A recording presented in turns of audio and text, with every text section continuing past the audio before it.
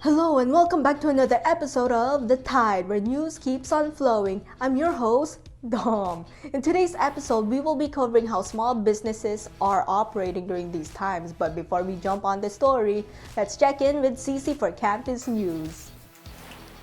Thanks, Dom. Half Day Tide News fans, I'm Cece, your news host, and welcome to this week's campus news. To kickstart the semester, the new student convocation will take place on Wednesday, September 30th. To any new UOG students out there, be sure to tune in from 7 to 9 p.m. through Zoom so that you don't miss out on what's to come. In other news, the Triton store has curbside pickup available during these challenging times. You can place an order through the phone or online to buy textbooks and UOG gear. They're open on weekdays, Monday to Friday, 8 a.m. to 12 p.m., so be sure to wear a mask and practice social distancing when picking up orders. Finally, the UOG Fine Arts Theater Department is preparing to host an audio drama version of Shakespeare's Macbeth. Details are yet to be confirmed, so make sure you're subscribed and hit the bell icon here for more up-to-date news. That's it for this week's campus news. All affiliate links will be provided in the description below. I'll throw it back to Dom as she dives into our first story on small local businesses and how they're operating during this pandemic.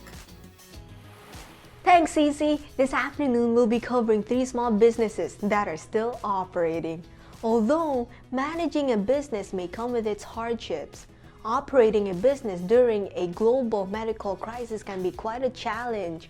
Our reporter, Kayla Eata, dives into how these small business owners manage to stay afloat during these unprecedented times.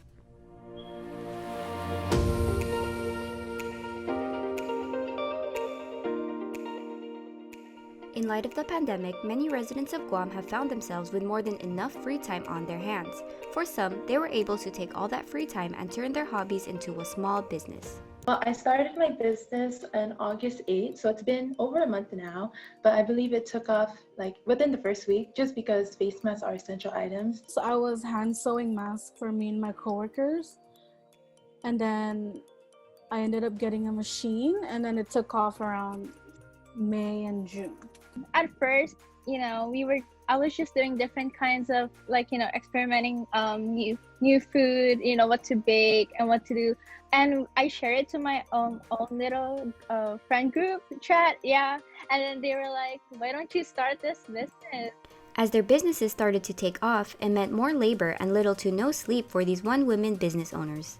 When I have a lot of mask orders, I would just stay up all night and still having to work at 11, so that's the hardest part. I handle everything. I'm the only one baking. I feel like I'm working more than when I was working my regular job. Regardless of all the time and energy their small business requires, these ladies are more than happy to be sharing their creations with their customers. I'm glad, I'm thankful that the business is going every day. I get to meet people, there's orders every single day. Sometimes, it isn't always about sharing your work with the world, but rather the meaning behind your work. For these ladies, their businesses were more than just something they brought to life. You're not just creating a product to sell, you're creating a product with the intent that you will be satisfying someone else's needs. It keeps me going, to just continue to bake and, create new things.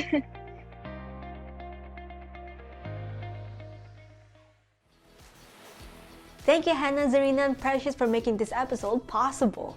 If you're in the mood for some sweet treats or interested in wearing some fashionable masks, check out their links in the description box below. See you next time! Hey there, Tide News fans! Thanks for checking out our YouTube channel. Subscribe and hit the bell icon down here so that you're notified when we upload. And feel free to click on any of the videos here for more exclusive content. Thanks for watching!